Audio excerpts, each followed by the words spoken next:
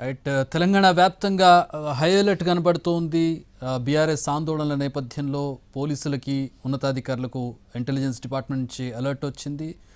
నిరసనలు కార్యక్రమాలు ఆందోళనలు జరిగే అవకాశం ఉంది. ముందు నుంచి అలర్ట్గా ఉండండి, విచారణ పూర్తయ్యే వరకు కూడా అప్రమత్తంగా ఉండాలని చెప్పి పోలీస్ శాఖకు ఆదేశాలు జారీ అయ్యాయి. దానికి తగ్గట్టుగానే ఏర్పాట్లు కూడా జరుగుతూ ఉన్నాయి. ఎక్కడికక్కడ తెలుగు వారి number one choice Telugu matrimony.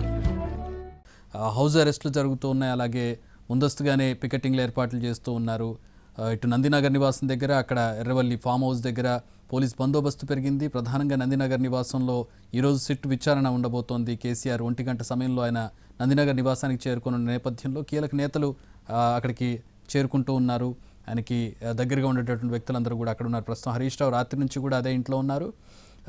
కొద్దిసేపటి క్రితం కేటీఆర్ చేరుకున్నారు. ఎర్రబెల్లి దయాకర్ రావు కూడా వెళ్ళారు. మరికొంతమంది కీలక నేతలు కూడా అక్కడికి వెళ్ళే అవకాశం ఉంది. మరికొద్దిసేపట్లో కేసీఆర్ ఎర్రవల్లి ఫామ్ హౌస్ నుంచి బయలుదేరి నందినగర్ నివాసానికి కూడా చేరుకుంటారు. ఇవన్నీ కీలక పరిణామాలు.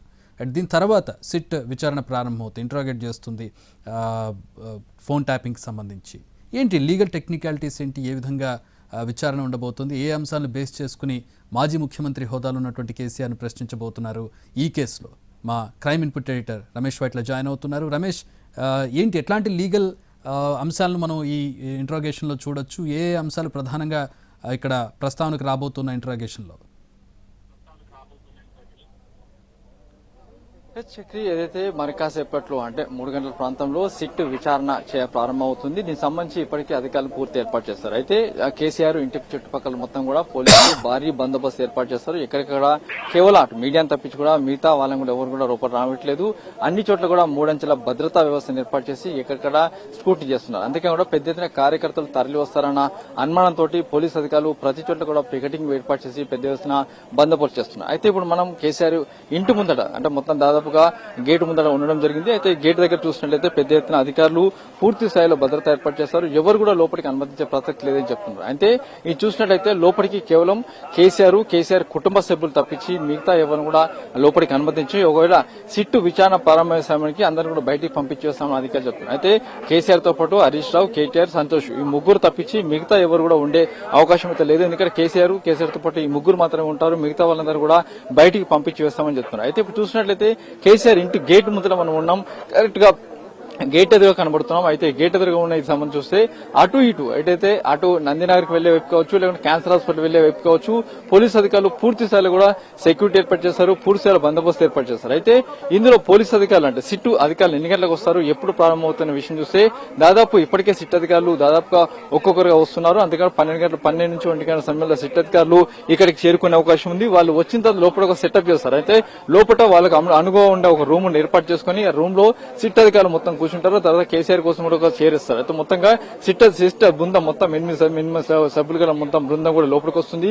ఆ తర్వాత వీడియో రికార్డింగ్ మొత్తం కూడా సిట్ అధికారుల విచారణ మొత్తాన్ని కూడా వీడియో రికార్డ్ చేయబోతున్నారు. వీడియో రికార్డ్ మొత్తం కూడా ఆడియో రికార్డ్ కూడా చేయబోతున్నారు. అయితే ఆ రికార్డ్ మొత్తాన్ని కూడా అధికారులు పూర్తిగా భద్రపరుస్తారు. అందుకని దీంతో పాటు టెక్నికల్ టీమ్స్ కావచ్చు, లీగల్ టీమ్స్ కావచ్చు, దీనికి సంబంధించి సిట్ లో ఉన్న టెక్నికల్ లీగల్ టీమ్స్ అధికారులు మొత్తం కూడా వాళ్ళు కూడా రాబోతున్నారు. అయితే లీగల్ అధికారులు మొత్తం కూడా వాళ్ళ సమక్షంలో ఈ పోలీసు విచారణ కొనసాగుతుంది. అయితే మరోవైపు చూస్తే కేసీఆర్ సంబంధించిన లీగల్ టీం అక్కడికి వస్తారా లేదా అనే విషయం స్పష్టంగా తెలియదు. ఎందుకంటే కేసీఆర్ సంబంధించిన న్యాయవాదిని కావాలని కోరతారా లేదా అనే విషయం ఇప్పటికీ స్పష్టంగా తెలియదు. ఎందుకంటే కేసీఆర్ న్యాయవాది సమక్షంలో విచారణ కావాలంటాడా లేదా అనే విషయం ఇప్పటికీ స్పష్టంగా తెలియదు. కానీ విచారణ కోసం ఏదైతే న్యాయవాదిని అనుమతించే ప్రసక్తి లేదని చెప్పి సిట్ అధికారుల నుంచి వస్తున్న సమాచారం. ఇప్పటికైతే లోపల లీగల్ గా చూసినట్లయితే అటు ఏదైతే ఇప్పటికీ 160 సిఆర్పిసి 160 కింద అధికారులకైతే కేసీఆర్ నోటీస్ ఇచ్చారో దాని ప్రకారం తాము విచారణ చేస్తాం, దాని ప్రకారం తాము ముందుకెళ్తాం, అంతేకాదు స్టేట్మెంట్ రికార్డ్ చేస్తాం. అయితే ఇప్పటికైతే అటు ప్రభాకర్ రావు కావచ్చు, లేకుంటే హరీష్ కావచ్చు, కేటీఆర్ కావచ్చు,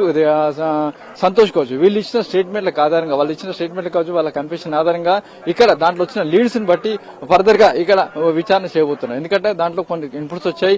ఎవరు ఈ పెద్దయినా అన్న ఒక ప్రధానమైన కాన్సెప్ట్, పెద్దయినా అన్న ఒక వర్డ్ మీద ప్రధానంగా దానిపైన విచారణ చేయబోతున్నారు. ఆ పెద్దయిన ఎవరు అంటే పెద్దయిన అంటే కేసీఆర్ లేకుంటే మరొకరా అన్న విషయం కూడా తెలుసుకోబోతున్నారు. ఎందుకంటే దీంట్లో ముఖ్యంగా చూసినట్లయితే ఇప్పటికీ అధికారులు పూర్తిగా టెక్నికల్ వ్యవహరిస్తున్నారు.